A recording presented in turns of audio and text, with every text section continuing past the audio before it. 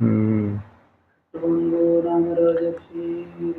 तो देखिए अब ये ध्यान का वर्णन किया, मतलब प्रश्न किया था कि जो मरने वाला है उसको क्या करना चाहिए, जो जीवित है उसको क्या करना चाहिए। तो भगवान श्री कृष्ण के लीलाओं का चिंतन करना चाहिए, भगवान के श्री कृष्ण के गुणों का वर्णन गाना चाहिए, भगवान श्री कृष्ण के गुणों का, लीलाओं का, उनके स्वरूप का ध्यान चिंतन मनन श्रवण मनन करना चाहिए। और कहते हैं कि जो इसको मृत्यु का पता पड़ गया, ऐसा व्यक्ति घर से निकल जाए, तीर्थ क्षेत्र में जा कर के पवित्र स्नान आदि करके, शुद्ध देश में स्थित होकर के, एकांत स्थान में स्थित होकर के विधिवत विधिवत अरे आसन में, कल्पित आसन में, विधिवत कल्पित आसन में बैठकर, मतलब एकांत स्थान पे आसन लगा करके आसीन होकर के बैठ जाए।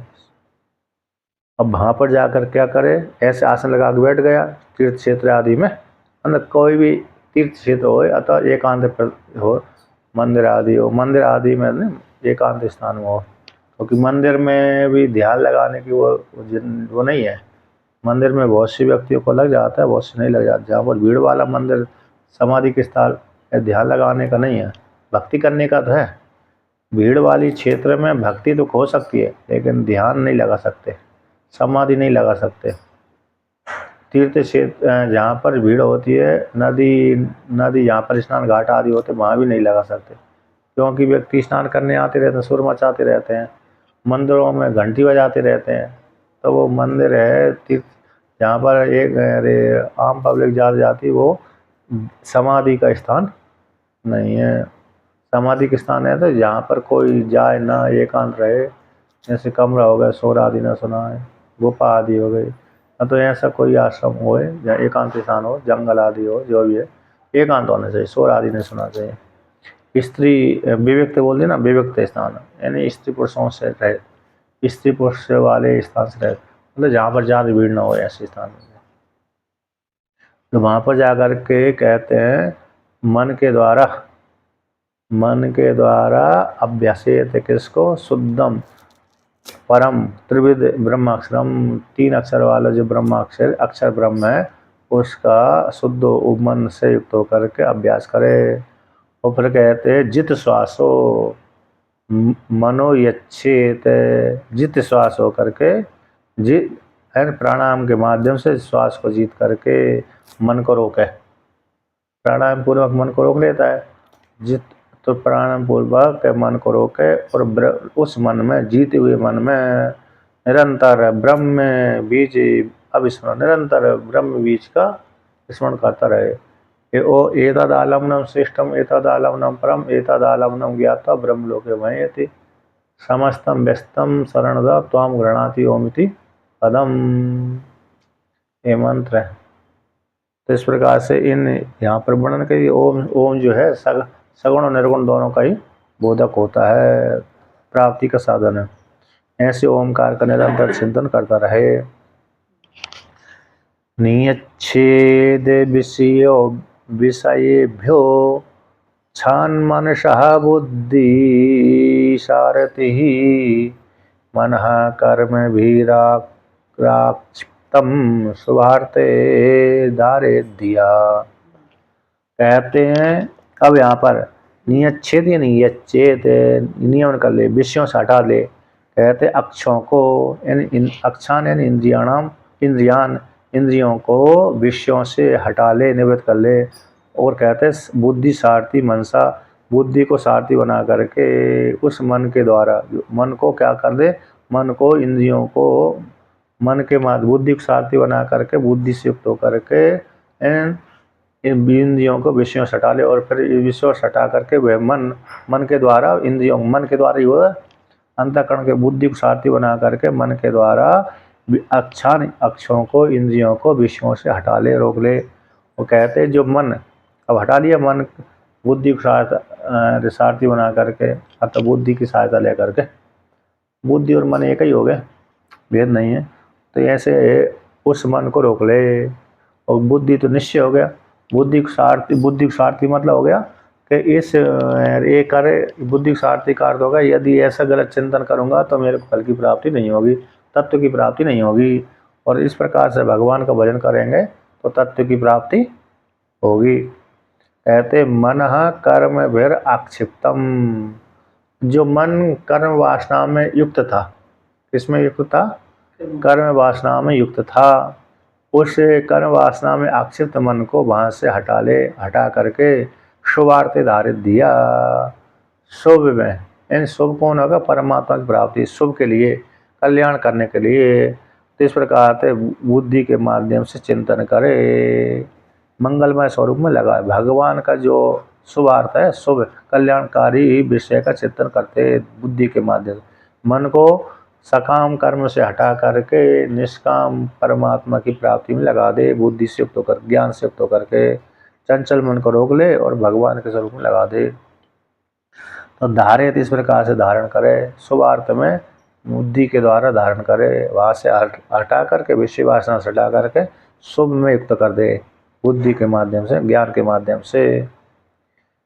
अब जहाँ पर बुद्धि के द्वारा मन को लगा दिया, यानी अंतःकरण को परमात्मा शुभार्थ रूप परमात्मा में लगा दिया, शुभ कल्याण करने के लिए शुभार्थ वाले जो परमात्मा, उसमें बुद्धि के माध्यम से मन को लगा दिया। ऐसा शुभार्थ जो शुभ देने वाला, कल्याण करने वाले परमात्मा में मन को लगा दिया। शुभार्थ का कल्याण काला, कल्याण करने वाला, ऐसे परमात्मा लगा दिया। तो अब वहीं पर तत्रैकाहावयवं ध्यायेत् अविच्छिन्नेन चेतसा मनोनिर्विषयं युक्त्वा ततः किंचन न स्मरेत्। तो यहाँ पर कहते हैं कि तत्र, कहाँ पर? जहाँ पर मन को लगाया था, ज्ञान पूर्वक परमात्मा में लगाया था, तो वहीं पर एक अवयव ध्याये थे। तो जहाँ परमात्मा का जो अवयव है, अंग है, तो एक एक अवयवों को ध्यान करे। तत्र वहीं पर एक अवयव ध्याये, मतलब क्रम से एक बार सारे स्वरूप का अवलोकन कर ले। भगवान शिव, भगवान कृष्ण का अवलोकन करने के पश्चात अब विशेष रूप से सबका चिंतन करके फिर एक अंग में विशेष लगा दे, क्योंकि मन तभी एकाग्र होगा। तो वहाँ पर एक अवयव ध्यान, एक अवयव को ध्यान करे। पहले तो शिरो में मार्जन कर ले, मतलब सभी को ध्यान कर ले। ध्यान करके फिर एक किसी अंग में अथवा पूरे शरीर में, पूरे ऐसा स्वरूप में, मुख में अथवा मुख में ही प्राय करके, मुख में ही ध्यान लगाते हैं व्यक्ति। भगवान का मुख ही देखते, चरण देखते हैं। चरण तो ठीक है, लेकिन मुख ज़्यादा देखते हैं।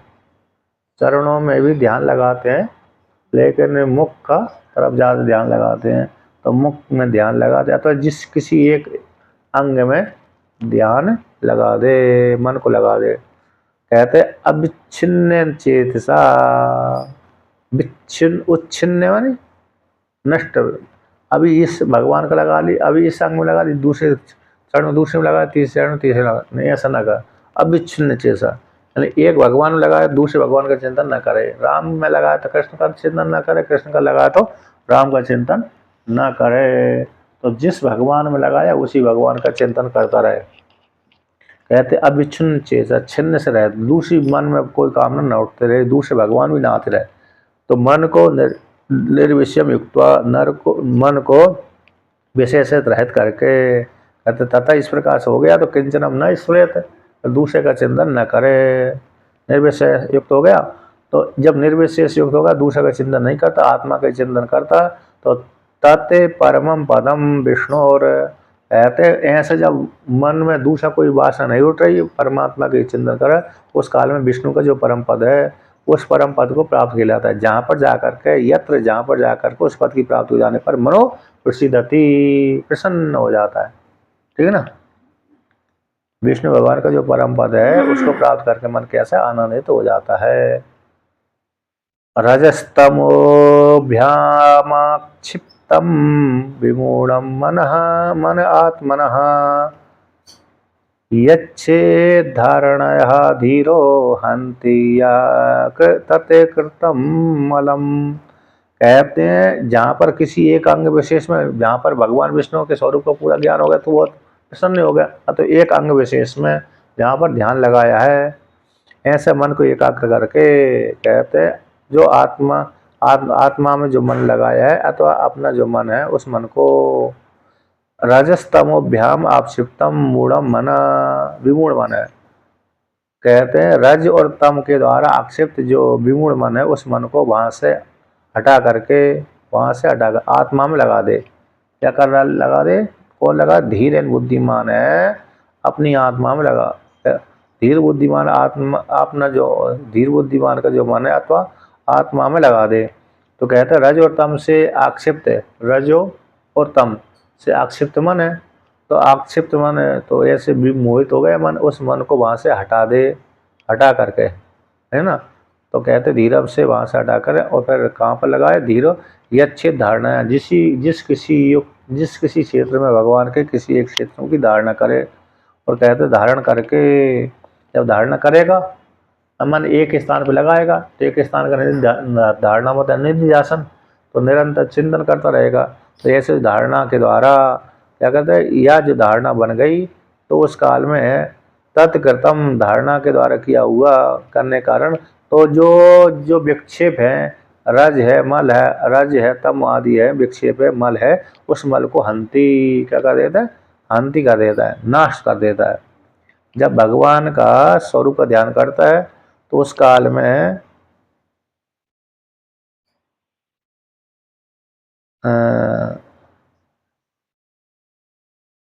अच्छा यहाँ पर कहते हैं तत्कृतम। हाँ, तत्कृतम ये है रजोतमो व्याम आपसे बूढ़ा मना। जो मन है मोहित हो, मतलब क्या हो गया? रजोतम से आक्षिप्त हो जाता है मल। यदि हो गया तो फिर वहां से व्यतीत न हो। मतलब कभी कभी व्यक्ति करता है, ध्यान लगाता है ना, ध्यान रजगुण वाला भी है, तमोगुण वाला भी है, सत्वगुण वाला तो अच्छा ही है, लेकिन रजगुण तमोगुण हो जाने से ध्यान करने बैठा है व्यक्ति, तो यहाँ ध्यान करने बैठा है, भजन करने बैठा तो व्यक्ति का मन चला जाता है। तो वहाँ पर कहते फिर ऐसा ना करे कि जब चला जाता है तो मेरा ध्यान लगता है नहीं, छोड़ ही दूँ, ऐसा ना करे। तो धीरज से वहाँ पर मन को एकाग्र करता रहे। पर वहाँ पर धीरज से धीर बुद्धिमान है धारणा के द्वारा मन बाहर देश में जा रहा है तो वहाँ से हटा करके भगवान किसी एक कोने एक अंग में लगा दे।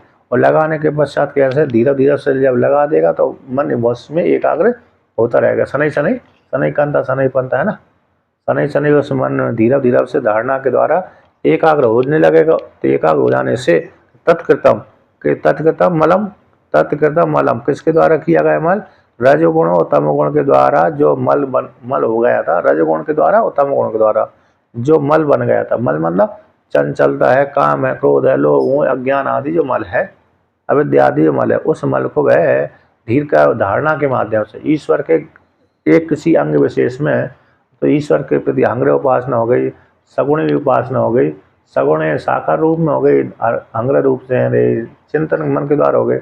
तो वहाँ पर मन लगाकर धारणा के माध्यम से अविद्या के द्वारा किया हुआ जो मल है, रजोगुण आदि दो रजोगुण तमोगुण के द्वारा आक्षिप्त मल था, तो उसके द्वारा कृत जो मल था उस मल को क्या कर देता वह हंती, क्या हो जाता है? धारणा के माध्यम से वो मल नष्ट कर देता है, नष्ट हो जाता है।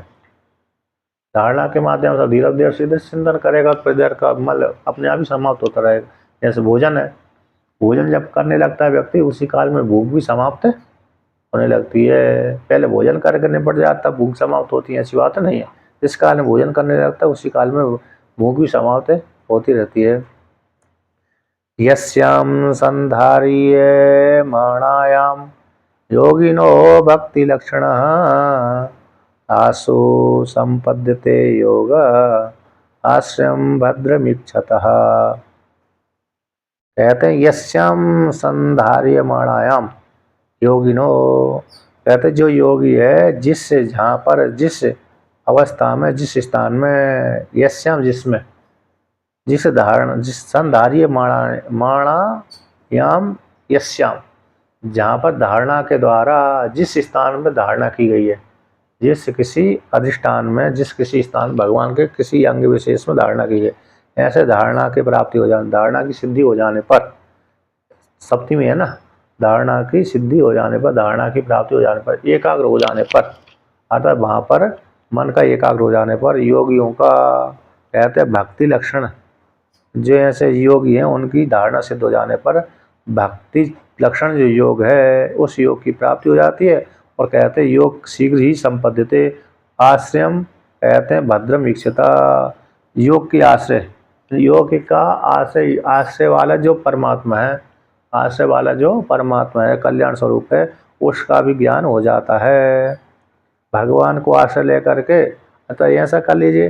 तो आश्रय यो अरे आश्रय भगवान के आश्रय को लेकर के, भगवान के आश्रय को लेकर के, भक्ति योग लक्षण से युक्त होकर के भगवान के आश्रय को लेकर के व्यक्ति को योग की सिद्धि शीघ्र ही हो जाती है, परमात्मा की प्राप्ति शीघ्र ही हो जाती है। भद्रम उसकी क्षण से, भद्रम कल्याण स्वरूप इस क्षण से, यानी ईश्वर की क्षण से, ईक्षता है ना, ईक्षता का अर्थ होता है ईक्षदर्शन है ज्ञान। इस प्रकार से ईक्षण करने वाला, ईक्षण करता हुआ, विचार करता हुआ और परमात्मा को आश्रय ले करके वह साधक, भगवान का आश्रय लेकर के वह साधक शीघ्र ही उस योग सिद्धि को प्राप्त कर लेता है। भक्ति लक्षण वाला जो योग है, भक्ति लक्षण वाला जो योग है, ऐसे भक्ति लक्षण वाला योग है, उस अधिकारी योगी को आशु संपत्ति शीघ्र ही प्राप्त हो जाती है भगवान की कृपा से। यानी योगी अपने परम कल्याणमय आज से भगवान को देखता है। भद्रम ईक्षता, भद्रम कल्याण स्वरूप आज से कल्याण, मतलब व्यक्ति, इसका तात्पर्य हो गया कि जब जो व्यक्ति या साधक है, अधिकारी है, तो जब वो किसी एक अंग विशेष में भगवान को लगा दे तो भगवान के स्वरूप को दर्शन हो रहा है। तो भगवान के आश्रय को लेकर के ही सभी को आश्रय देने वाले भगवान को जब निरंतर चिंतन करता रहता है, एक स्थान में मन को रोक लेता है, तो शीघ्र ही उसको योग की प्राप्ति हो जाती है। इन जीवात्मा परमात्मा के एक की प्राप्ति हो जाती है। इस प्रकार से ऐसा सुखदेव जी मुनि ने कहा। भक्ति योग की, योग यहाँ पर भक्ति लक्षण जो योग है पराभक्ति, तो पराभक्ति इन मोक्ष की हेतु भक्ति, पहली भक्ति भी ज्ञान के द्वारा मोक्ष फल की प्राप्ति हो जाती है, पराभक्ति ले लीजिए। तो भक्ति, जो भक्ति योग की प्राप्ति हो जाती है, परमात्मा को जोड़ने वाली भक्ति प्राप्ति हो जाती है। भक्ति तो हो ही गई, कृष्ण भगवान में भक्ति तभी धारने लगी। तो इस प्रकार से सगुण से निर्गुण में परिवर्तन हो जाता है। राजा कहते हैं अब, राज्यो वाचा यथा संधार्यते ब्रह्मन् धारणा यत्र सम्मता यादृशी वा हरे दासु पुरुषस्य मनोमलम।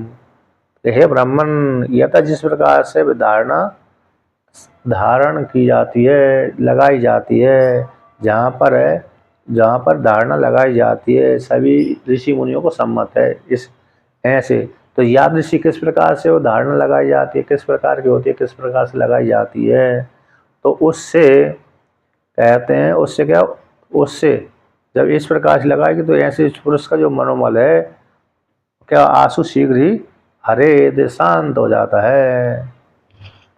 उस धारणा के द्वारा जो पुरुष का मनोमल है, मनोमलम,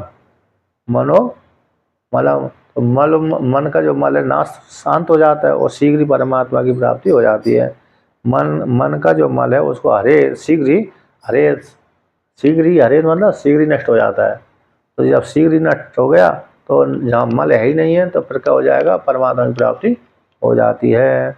तो जहाँ पर कहाँ पर धारणा लगाना चाहिए, किस प्रकार से लगाना चाहिए, इस प्रकार से राजा ने पूछा था। कहाँ पर लगाना चाहिए, किस प्रकार लगाना चाहिए, कब कब लगाना चाहिए इत्यादि। तो जिससे जो साधक लगेगा, धारणा करेगा परमात्मा के विषय की, तो फिर उस पुरुष का जो मन मल है धारणा के माध्यम से, उपासना के माध्यम से उसका मन का मल शांत हो जाता है शीघ्र ही, और मन का मल समाप्त हुआ उसी काल में परमात्मा की प्राप्ति हो गई। अब जिसके मन में कोई मल ही नहीं है तो परमात्मा की प्राप्ति हो ही जाती है। इस प्रकार से पूछा, यानी मनुष्यों के जो शीघ्र ही, जहाँ पर मनुष्यों के परमात्मा का जो स्वरूप में किसी में ध्यान लगा लिया तो मनुष्यों के शीघ्र क्या हो जाता है, पाप नष्ट हो गए और मन का मेल समाप्त हो गया और परमात्मा की प्राप्ति हो जाती है। ये इस श्लोक का तात्पर्य। श्री शुकवाचा, अब कहते साधन बदलाते हैं, इस प्रकार से करे व्यक्ति। जितासनो जित श्वासो जित संगो जितेन्द्रिय स्थूले भगवतो रूपे मनः संधारे दिया। कहते हैं जिते जितासनो, एक आसन पे 3 घंटा 4 घंटा 5 घंटा 6 घंटा बैठे रहना चाहिए, तभी तो आसन जीतेगा। जित आसो जित श्वासो, प्राणायाम के द्वारा श्वास को जीत ले। जित संगो, संग को भी जीत ले, ज़्यादा संग आसक्ति ना कहीं ज़्यादा संग मत करे। जितेंद्रिय, इंद्रिय को जीत ले। अब ऐसा जीत करके कहते हैं भगवतो स्थूले रूपे, भगवान का भगवतन भगवान का स्थूल रूप है, उस रूप में मन बुद्धि से युक्त होकर के धारे ज्ञान पूर्वक मन को वहाँ पर लगा दे। अर्थात भगवान का जो स्थूल रूप है उसमें लगा दे। स्थूल रूप कौन है? विराट है परमात्मा का।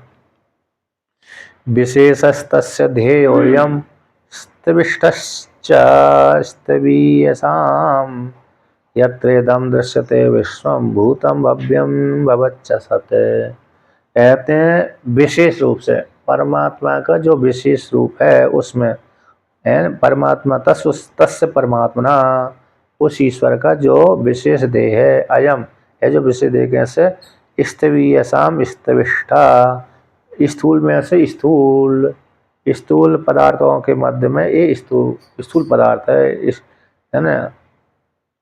अयम अतिशान, अयम एसाम अतिशयन स्थूला, स्थूल है। अयम अतिशय, अयम एसाम, अयम एसाम स्थूला नाम ऐसा स्थूल स्तविष्ट। इष्टन, इष्टन प्रत्यय किस में आता है? बहुवचन में आएगा तो है ना, इष्टन प्रत्यय बहुवचन में आएगा। तो इन सभी के मध्य में ये ही कैसा है? स्थिविष्ट है, मोटा है। स्थिविष्ट है, मोटा, स्थिर। तो कौन है वो? विराट का शरीर है। ईश्वर का जो विराट स्वरूप है वो शरीर है। सभी मोटे में अवस्थित रहने में ये स्थिविष्ट है, श्रेष्ठ है। चाहे मोटे मतलब के बड़े में, महान में, विराट का रूप का दर्शन है यहाँ पर। तो विराट रूप दर्शन है तो सबसे बड़ा महान है, बड़ा है, लंबा चौड़ा है, इस प्रकार से। यत्र इदम दृश्यते विश्व, जो विश्व ब्रह्मांड दिख रहा है, भूतम भव्यम भवच्च सत्, जो प्रत्यक्ष रूप से दिख रहा है, भूतकाल में जो था वो वर्तमान भविष्य में रहेगा। ऐसा जो विश्व दिख रहा है दृश्य, ये ऐसा जो क्या दिख रहा है? स्थूल शरीर। तो ऐसा समष्टि स्थूल शरीर उस परमात्मा ईश्वर का कैसा देह है, शरीर है। उस ईश्वर अंतर्यामी परमात्मा का जो विराट का शरीर है, पूरा विराट शरीर कहाँ से? पृथ्वी से लेकर के, पाताल से लेकर के ब्रह्मलोक पर्यंत तक ये विराट का शरीर है। छांदोग्य उपनिषद में आया है सप्त सात को लेकर के। कौन से श्लोक में आए? अरे मूर्धा सुतेजा, मूर्धा सुतेजा अग्निर्बहुलम, अग्निर येषो एकोनविंशति मुखः। कौन है? एकोनविंशति मुखः, 21 मुख से भोग करता है, इस प्रकार से। तो वहाँ पर 7 अंग विशेष का वर्णन किया।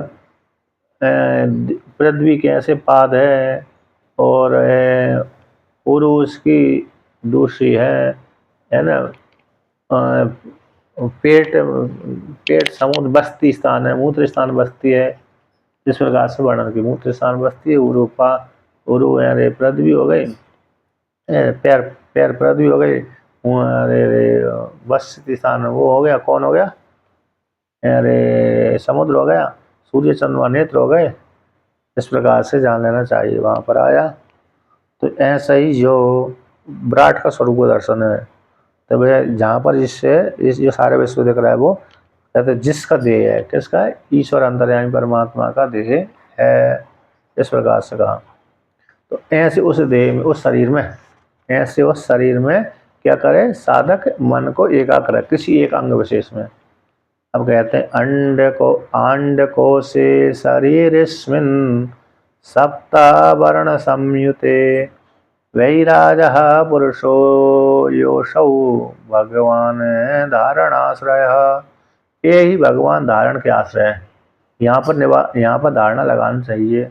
विराजा, वैराज जो पुरुष है, यो असु भगवान है, जो विराट पुरुष है, ये भगवान का स्थूल शरीर है, ये धारणा का स्थान है, आश्रय नहीं स्थान। किसका स्थान है? चिंतन करने का स्थान है। कौन सा है? अंडकोशे, अंड यानी ब्रह्मांड रूप कोश में, ब्रह्मांड रूप कोश शरीर में, इस शरीर में। वो शरीर कैसा है? सप्त आवरण संयुक्त है, 7 आवरण से युक्त है शरीर में। जो शरीर दिख रहा है 7 आवरण से युक्त शरीर दिख रहा है, वो विराट का शरीर है। ऐसा विराट रूप जो पुरुष है वसु असु भगवान का धारणा के स्थान है। भगवान का स्थूल स्वरूप जो शरीर है, इसमें से किसी भी अंग में धारण कर सकते हैं। जैसे अर्जुन ने पूछा ना कि आप किस कहाँ पर किस रूप से पूजे जाते हैं, भगवान ने सीधा बता दिया। धनंजय में तुम हो गए, कृष्ण में ही हो गए, यादवों में कृष्ण हो गया, अरे प्रहलाद हो गए, है ना, ब्रह्मा जी हो गए, शिव जी हो गए, व्यास भगवान हो गए, अगस्त ऋषि आ गए, इत्यादि वर्णन कर दिया ऋतु महीना। तो इस प्रकार से ध्यान यहाँ पर ध्यान लगा सकते हैं। तो ये ऐसा इस प्रकार से तो क्या हो जाएगा? ये विराट पूरा ब्रह्मांड है ना, तो यहाँ पर सप्त आवरण संयुक्त है बोला है। तो 7 आवरण कौन है? 7 आवरण से युक्त है। 7 आवरण तो थे, ये एक और हो गए 8। 8 से तो अष्टधा प्रकृति आए गीता में। कौन आई? अष्टधा प्रकृति। तो अष्टधा प्रकृति कौन है? तो स्थूल शरीर तो यही है। तो 7 आवरण आ गए, तो जल अग्नि वायु तेज अहंकार महातत्व और प्रकृति, ये 7 हो गए। और 8वां शरीर हो गया, क्योंकि शरीर के भीतर ही सारे हैं। जल भी शरीर के भीतर, जल भी है शरीर के भीतर, अग्नि भी है शरीर के भीतर, वायु भी है शरीर के भीतर, आकाश भी है।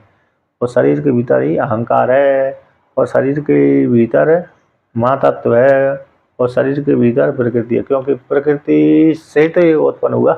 कौन? ये स्थूल शरीर दिख रहा है, प्रकृति से उत्पन्न हुआ है। इस प्रकार से 7 आवरण से युक्त, 7 आवरण और आवरण बाहर 7 ये हो गए, और उसका आवरण कौन है? शरीर। ये बाहर का जो शरीर होगा इसके भीतर ये 7 विद्यमान रहते हैं। अग्नि भी रहती है, जल भी, सब बाहर तो पृथ्वी भी दिख रही है। बाहर क्या दिख रही है? पृथ्वी दिख रही है, दिख रही है नहीं? बाहर पृथ्वी दिख रही है, और फिर अंदर है पृथ्वी में भी जल, जल नहीं दिख रहा है, जल तो भीतर दिख रहा है, मूत्र के माध्यम से दिखता है। तो जल अग्नि, जटाग्नि दिख ही रही है, अग्नि, और आंखों में तेज भी दिख रहा है। और वायु प्राण के माध्यम से दिख रही है। आकाश खाली जगह के माध्यम से दिख रही है। अहंकार, अहंकार तो अहंकार है, मैं करने वाला हूँ, भोगता हूँ, अहंकार हो गया। महातत्व बुद्धि और निश्चयात्मक समष्टि बुद्धि।